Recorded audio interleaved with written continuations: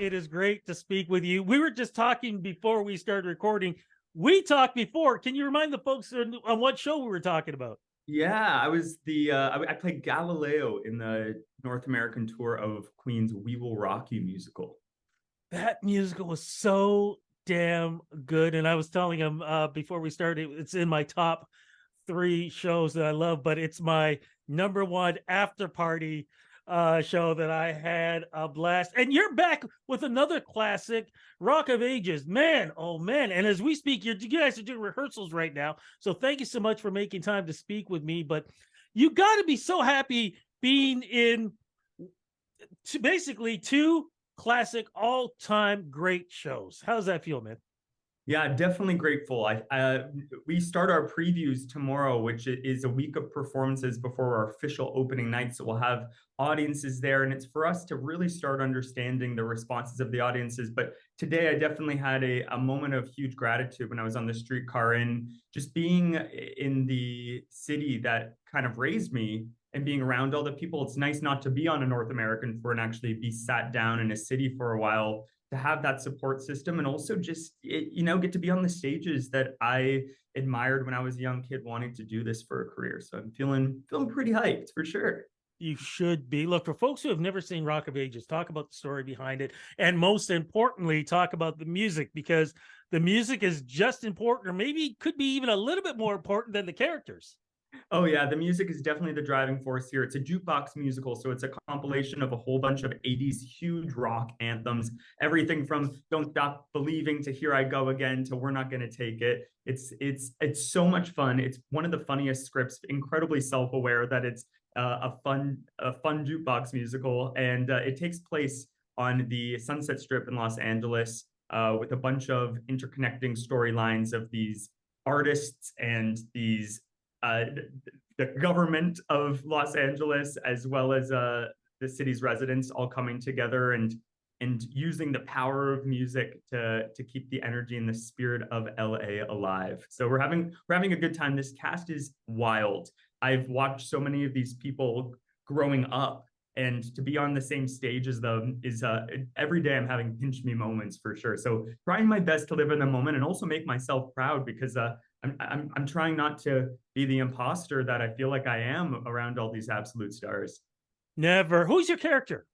So I play Drew. Drew's a barback at the Bourbon Room on the Sunset Strip who always wanted to be a musician, and yeah, he's this really sweet guy that has a bit of an alter ego. His band name, his character of who he is when he's a musician is Wolfgang von Colt. So whenever he gets to sing his rock anthems, he dives into this other character that's a huge contrast to his sweet, charming, a little bit naive understanding of the world, but he really understands music. Now, I'm a little bit older than you are. And I remember when a lot of these songs were first being released. For somebody who appreciates the arts and music, what do you think it is about that style of music in that era? Why do you think it has stood the test of time? Because for anybody who's never seen Rock of Ages, it is not one of those shows where you sit there and go, "Ooh, this is very nice." Ooh. People are singing, people are jumping up and dancing, people are reminiscing and talking about, "Oh, I remember this and I remember that." Like, what is it like? What is it about that music that stands out? You're getting me excited to have an audience in for sure, Rudy. I think that, I mean, we're part of the generation we're in right now. This is the boomers' music. So I think that by association, if you were raised by a boomer, that this is some of the music you were also growing up with as well. But that time of music was so alive. It was there the artists at that time, we were creating icons. Pop culture was creating these icons. And on top of that, the music was just so good. It was all about community. When you were going to concerts back then, it was all about the experience. And I think that we're actually in a new wave of a very similar time in music, with music festivals bringing us back into this era of community and music gathering people. But this music has stood the test of time because it's also just so damn good. Doing music from the 80s, and I've been lucky to do that in both of these shows, but doing music from the 80s, it's exciting. And the musicianship, the vocalists, getting to sing this stuff, it's a lot of pressure, but it's so much fun. it is, you feel iconic. You do, and everyone on stage is having a blast. I mean, the costumes for this show, Rudy, are wild. Our amazing costume designer, Ellie, she has done such a good job. We saw the costumes for the first time over the past week, and it is, if you feel like you have stepped into the 80s in Los Angeles, and there's going to be some major laughs with some of these throwback hairstyles for sure. I was just gonna ask, are we gonna be seeing some curly curls? Are we gonna be seeing some mullets? Are we gonna be seeing some long straggly hair? Like, what are we seeing here? All of the above. I was actually, when I have a wig in this show too, and it's a nice center part kind of wavy black wig with some caramel streaks in it. And I, right before I went on yesterday for one of our dress rehearsals, I told my colleague, I said, can we put some more grease into my hair? I want it to look like absolutely unkept, unwashed. And that's what it looks like. So yeah, you're gonna get all of the above for sure. I think the other thing that that this, not just the story but the music and everything else too, it was one of the few eras where when it came to music and people coming together, there was no color barrier. And I think that's the other thing that this show really represents, in meaning that it didn't matter if you were black or white or Asian, whatever. When the music came together, people came together. And I think that's what this story really represents, in a time when it didn't matter. Didn't matter who you were, didn't matter any of that stuff. Didn't matter sexuality. Everybody just came together because they enjoyed the music and they enjoyed each other.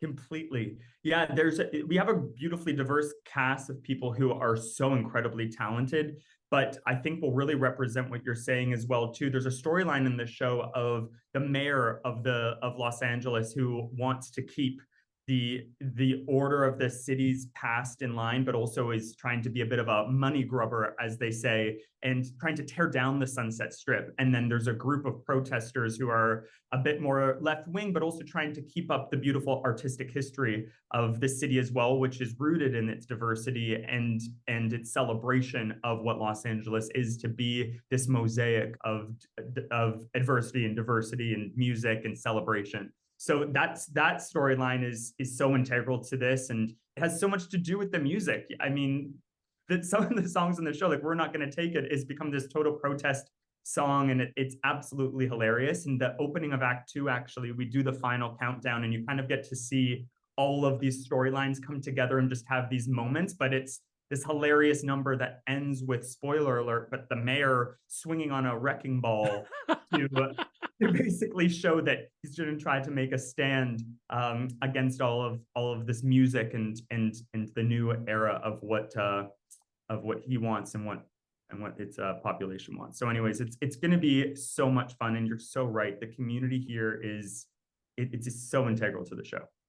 I don't want to give away the ending in case nobody's seen it, but should I just warn people that when you get towards the end, you're definitely going to have to be prepared to stand up, sing, and dance? Oh, absolutely. Tell them now for sure. If they're not getting up on their feet, they're missing out. Absolutely. Yeah, it's a very, very special show. The music, what we see, and everything else. Now, folks are sitting there going, "Okay, I'm excited. Where's this going to be, and how long is it going to be there for?" Absolutely. So we are at the Elgin Theater as of tomorrow in downtown Toronto, all the way to May 20th. So we're playing Tuesday to Sunday for the next 3 months. So we hope to see everybody there. Oh, you definitely will be. One last question. Is it okay if I like try to find my parachute pants? And I mean, I cut my hair, but if I can find a Jerry curl wig somewhere and my, triple studded belt and I don't know, maybe even a glitter glove, you think that'll be okay if I do that? If you do that, you shoot us a message and we'll get you up on stage. I think you'll fit right in. I think I can still moonwalk. I gotta try it. That makes one of us, dude. Yeah, get up on stage. Sure, you got my job. Sounds like you just came for my job. Man, I cannot wait for this. Thank you so much for making time with me. Please say hello to the rest of the cast. I am so looking forward to the show. Thank you for bringing back my all-time favorite era on stage. I'm going to be singing loud and proud. I cannot wait. Thank you again. My pleasure. Rock on.